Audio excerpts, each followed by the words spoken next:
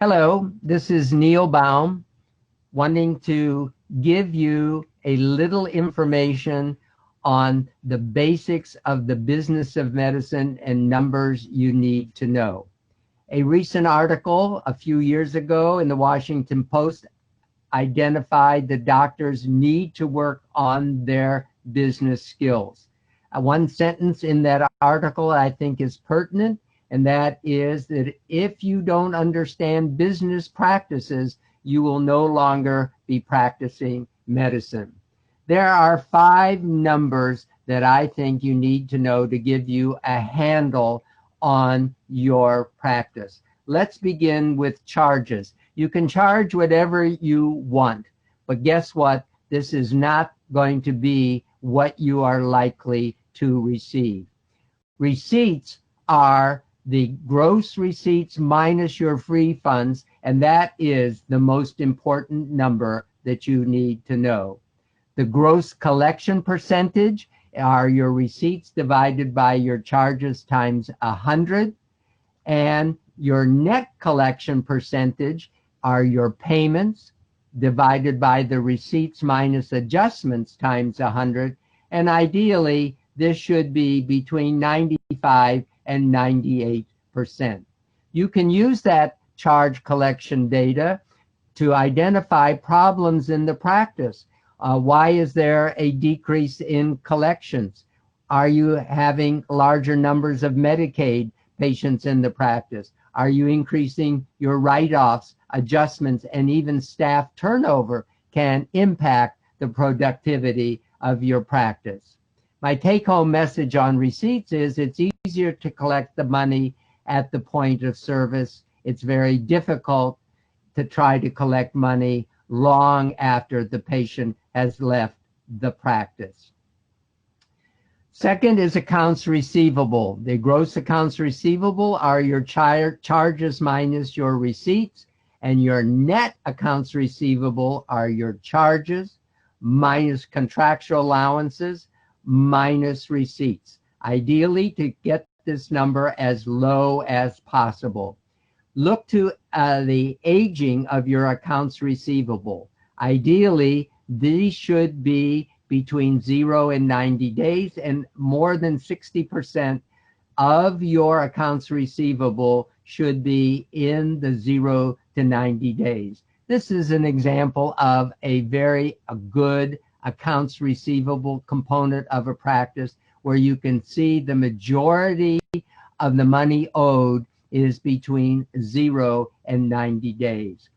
Days in accounts receivable is calculated by the total accounts receivable divided by the average daily charges, and that are your quarterly charges total divided by 90, and ideally that number should be between 30 and 40 days.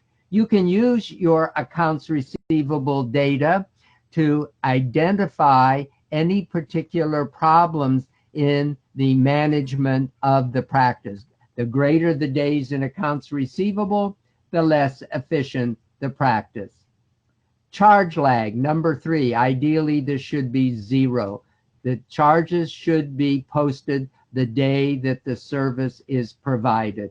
Number 4, denials. Most of the denials that are kicked back from insurance companies are preventable.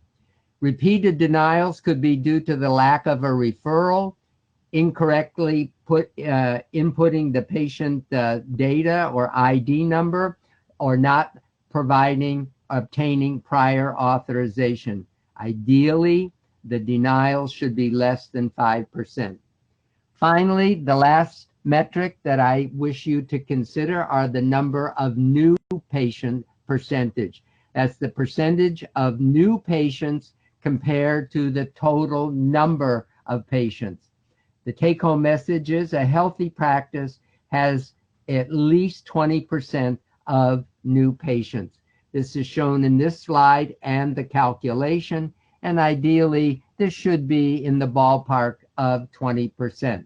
Additional metrics to consider are your cancellations and no-shows, referral statistics, your payer mix, And today, I think you need to look at the number of telemedicine or virtual visits that are being conducted in the practice.